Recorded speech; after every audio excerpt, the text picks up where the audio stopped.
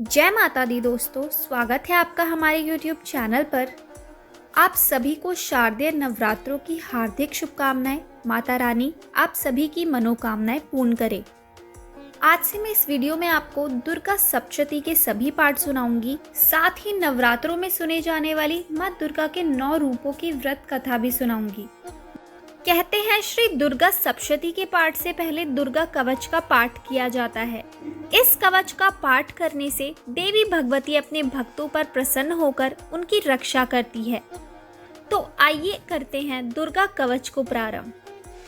महर्षि मार्कंडेय जी बोले, हे पितामह, संसार में जो गुप्त हो और जो मनुष्यों की सब प्रकार से रक्षा करता हो और जो आपने किसी को आज तक बताया ना हो, वह कवच मुझे बताइए।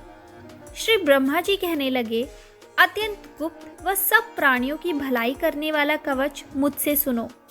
प्रथम शैलपुत्री, दूसरी ब्रह्मचारिणी, तीसरी चंद्रघंटा, चौथी कुष्मांडा, पांचवी स्कंद माता, छठी कात्यायनी, सातवीं कालरात्रि, आठवीं महागौरी तथा नवमी सिद्धिदात्री।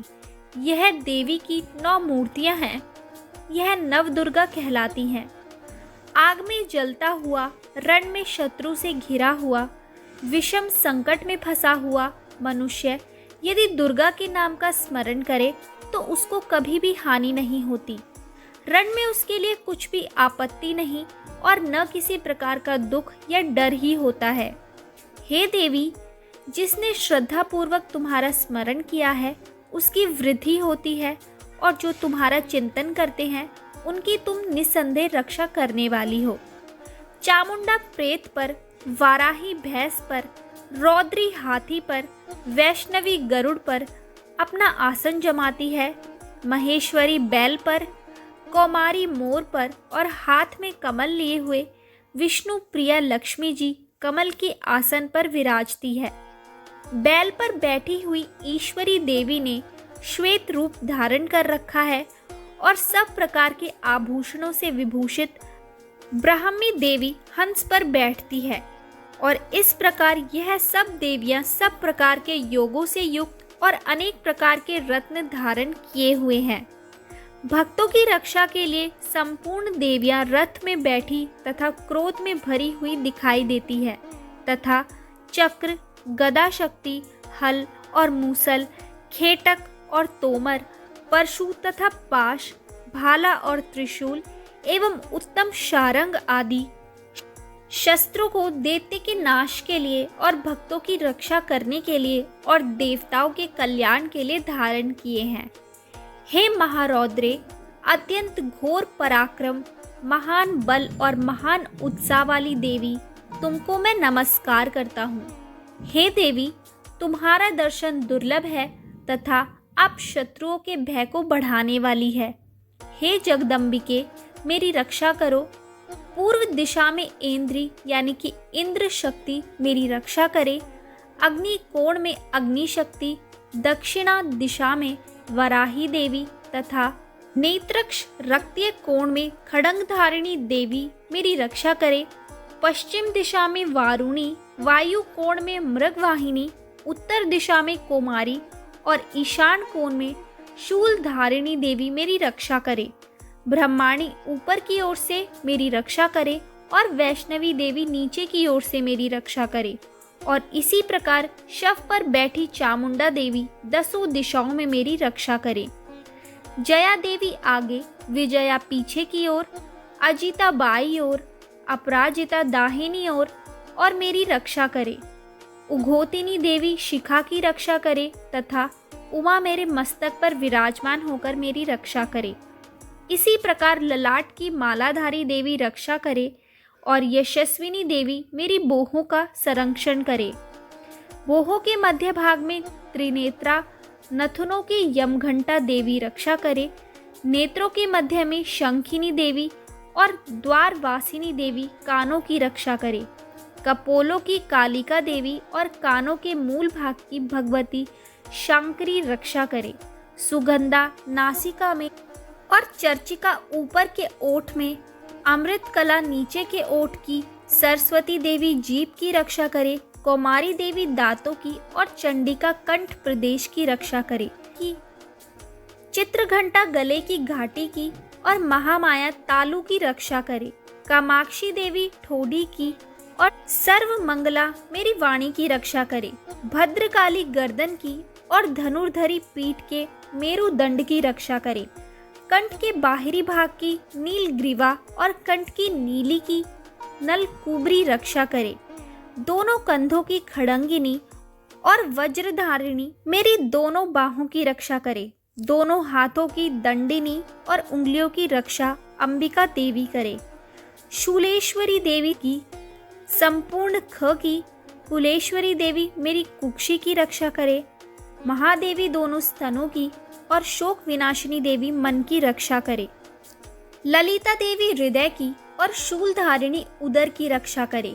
कामिनी देवी नाभि की, गुहोश्वरी गुहा भाग की, पूतना और कामिका लिंग की और महिषवाहिनी गुदा की रक्षा करे।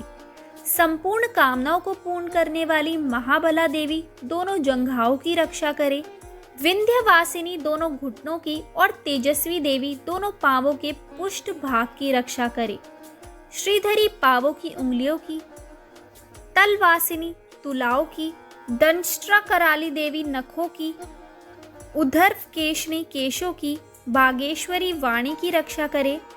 रोमावलिया के छिद्रों की कोबेरी रक्षा करे और त्वचा की बागेश्वरी देवी रक्षा करे। पार्वती देवी रक्त, मज्जा, वसा, मांस, हड्डी की रक्षा करे। आंतों की कालरात्रि देवी, पित्त की मुकुटेश्वरी देवी, पद्मावती कमल कोश की, चूड़ामणि कफ की रक्षा करे। ज्वालामुखी नसों के जल की रक्षा करे। अभेगा देवी शरीर के सब जोड़ों की रक्षा करे। ब्रह्माणी मेरे वीर्य की, छत्तेश्वरी देवी छाया की तथा धर्म धारिणी देवी मेरे अहंकार की, मन और बुद्धि की रक्षा करे। प्राण, अपान, व्यान, उदान और समान की वज्रहस्ता देवी रक्षा करे। कल्याण शोभना मेरे प्राण की रक्षा करे। रस, रूप, गंध, शब्द और स्पर्श इन विषयों का अनुभव करते समय योगिनी देवी मेरी रक्षा करे तथा सत्व गुण, रजोगुण और तमोगुण की रक्षा नारायणी देवी करे।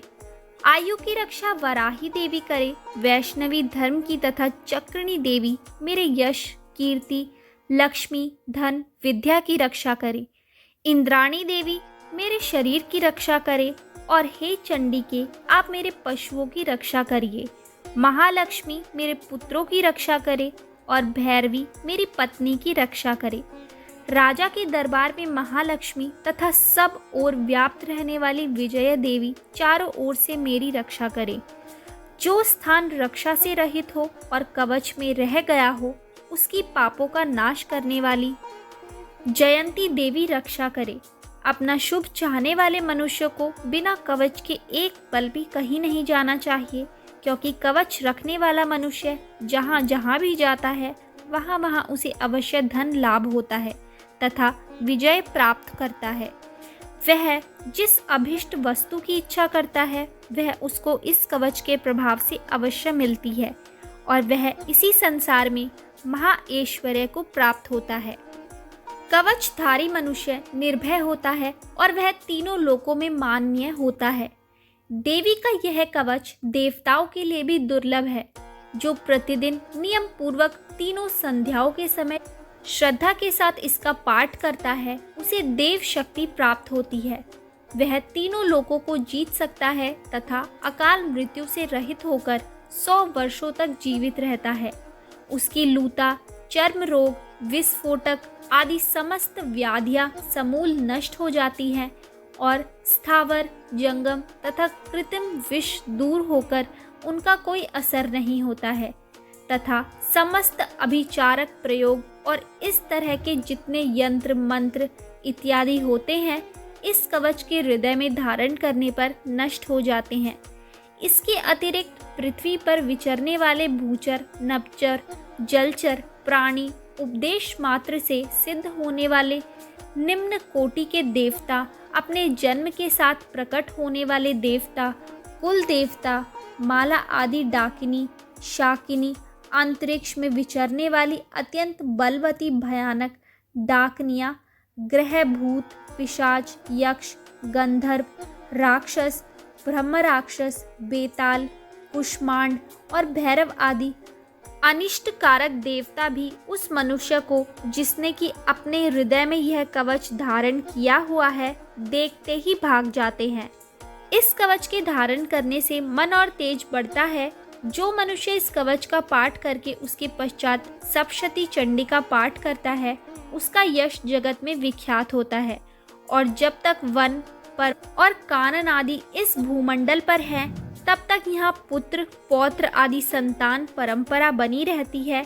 फिर देहांत होने पर ऐसा मनुष्य परम पद को प्राप्त होता है, जो देवताओं के लिए भी दुर्लभ है, और अंत में सुंदर रूप को धारण करके भगवान शंकर के साथ आनंद करता हुआ परम मोक्ष को प्राप्त होता है।